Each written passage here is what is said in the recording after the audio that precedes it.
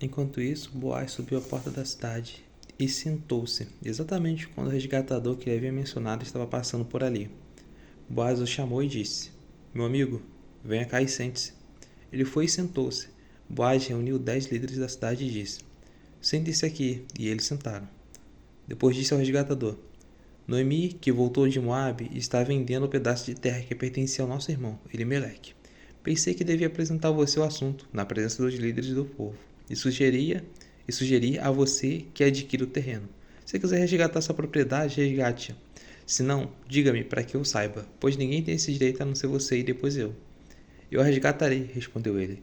Boaz, porém, lhe disse: No dia em que você adquirir as terras de Noemi e da Moabita Ruth, estará adquirindo também a viúva do falecido, para manter o nome dele em sua herança. Diante disso, o resgatador respondeu: Nesse caso, não poderei resgatá-la, pois poria o risco à minha propriedade. Resgate a você mesmo. Eu não pude fazê-lo.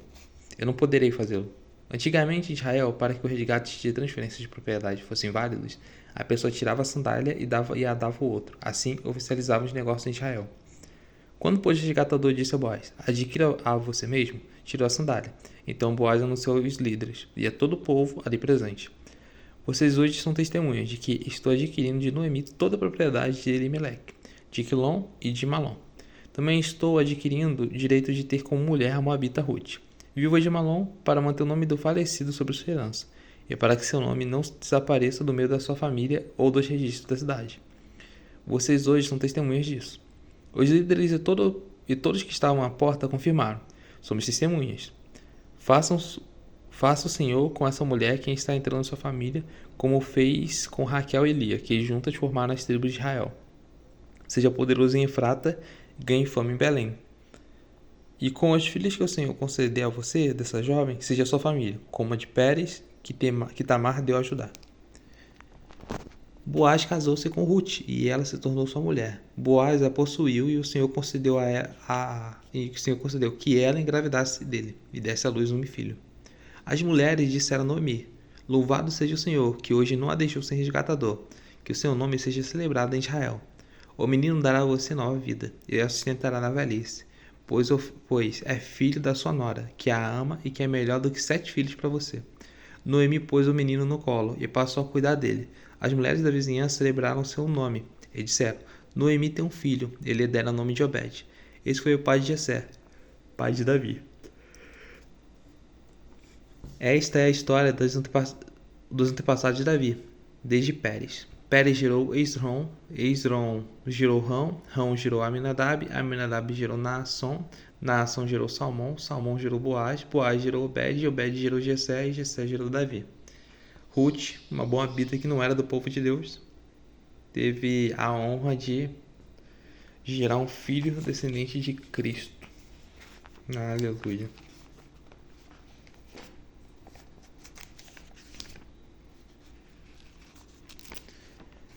E Efésios. Voltando para Paulo. Paulo, apóstolo de Cristo Jesus, pela vontade de Deus, aos santos e fiéis em Cristo Jesus que estão em Éfeso. A vocês, graça e paz da parte de Deus, nosso Pai e do nosso Senhor Jesus Cristo. Bendito seja Deus e Pai do nosso Senhor Jesus Cristo, que nos abençoou com todas as bênçãos espirituais nas regiões celestiais. Nas regiões celestiais.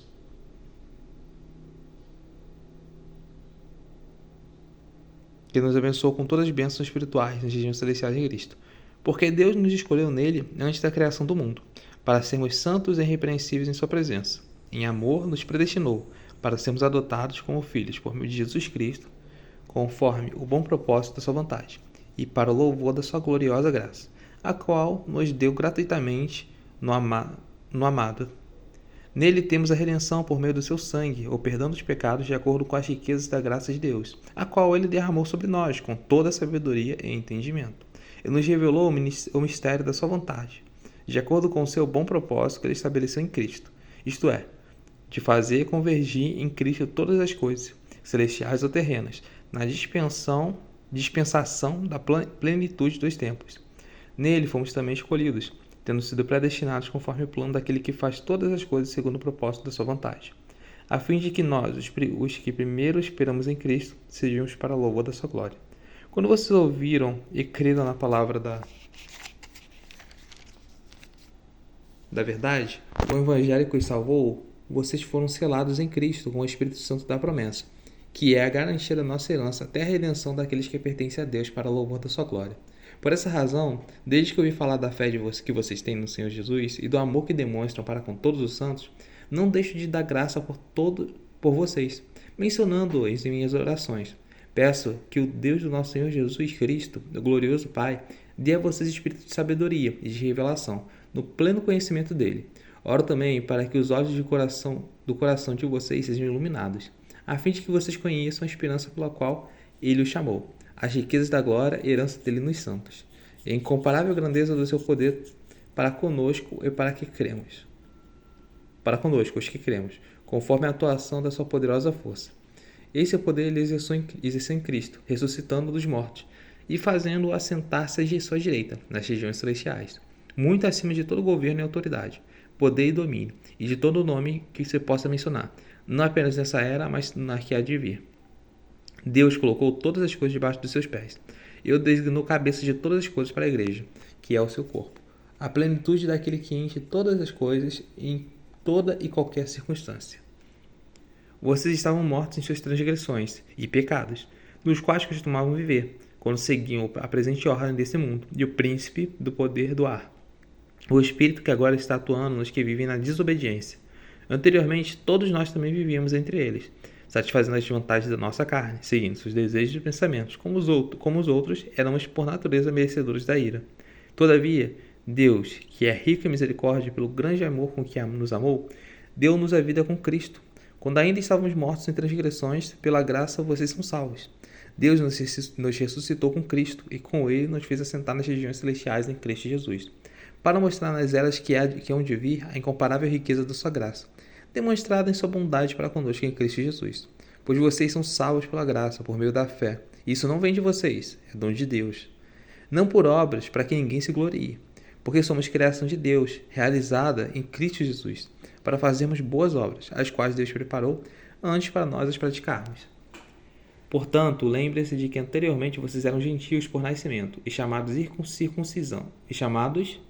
incircuncisão, pelos que se chamam circuncisão, no corpo por mãos humanas, e que, naquela época, vocês estavam sem Cristo, separados da comunidade de Israel, sendo estrangeiros quanto a alianças da promessa, sem esperanças e sem Deus no mundo. Mas agora, em Cristo Jesus, vocês que antes estavam longe, foram aproximados mediante o sangue de Cristo, pois ele é a nossa paz, o qual de ambos fez um e destruiu a barreira, o muro da inimizade, anulando em seu corpo a lei dos mandamentos, expressa em ordenanças. O objetivo dele era criar em si mesmo os dois, um novo homem fazendo a paz, e reconciliar com Deus os dois em um corpo, por meio da cruz, pelo qual ele destruiu a inimizade. Ele veio e anunciou a paz a vocês que estavam longe e paz aos que estavam perto. Pois, por meio dele, tanto nós como vocês têm acesso ao Pai, por um só Espírito.